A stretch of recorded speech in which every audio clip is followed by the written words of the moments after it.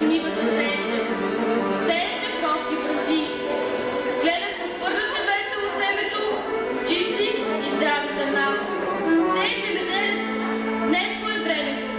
Хвърляй добри семена, с жътва богата, с плодност и изобилие. Бог ще труда надари. Често и славно е твоето усилие. Бодро засявай, гори. Като пълни медни пици, нивите звънят напред и жетварите честити пият сладкият им мед. Жетва хлебородна еква, врек размахала криле и жетварски смех отеква ни широкото поле.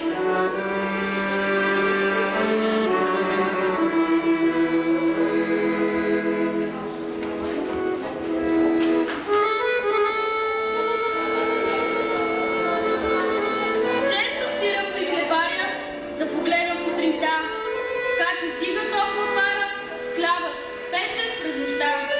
Няма нищо на земята, вкусно като топъл хляб, да има сили той сърцата и на силен, и на слаб.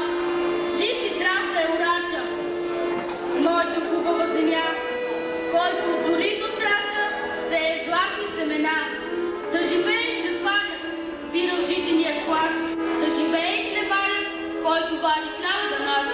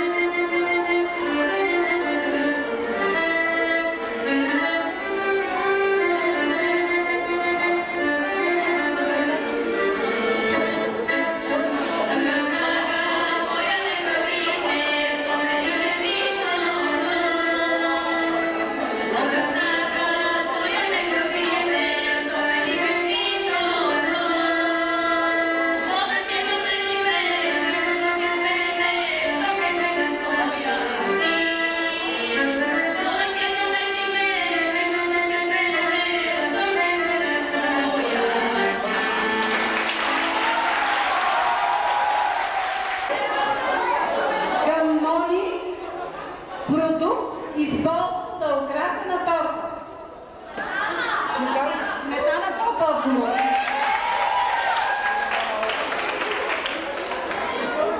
Така, и към последния участник. Назовете на покупател, внимавай, който се използва в хлебопроизводство. Мая е топ-отговор. Така, 9-ти клас също няма да останат без награди. Така, почваме от капитана. Кои ядки се използват най-много в сладкарството?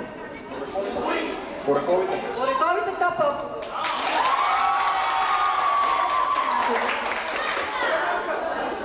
Така, камбера, вещество, което се използва за желиране на торти или други сладкиши.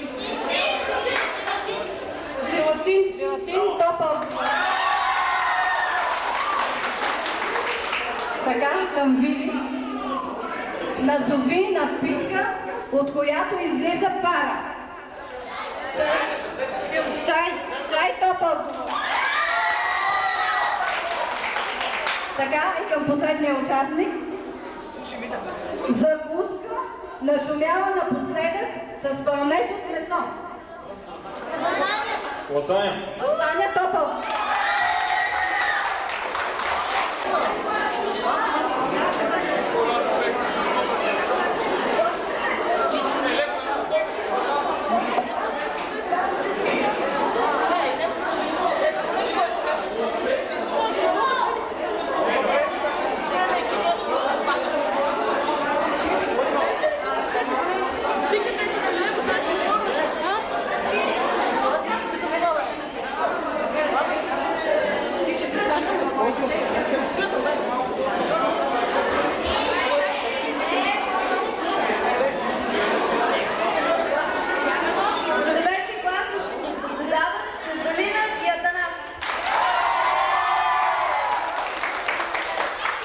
Представители на 10 класа Светла и Иван.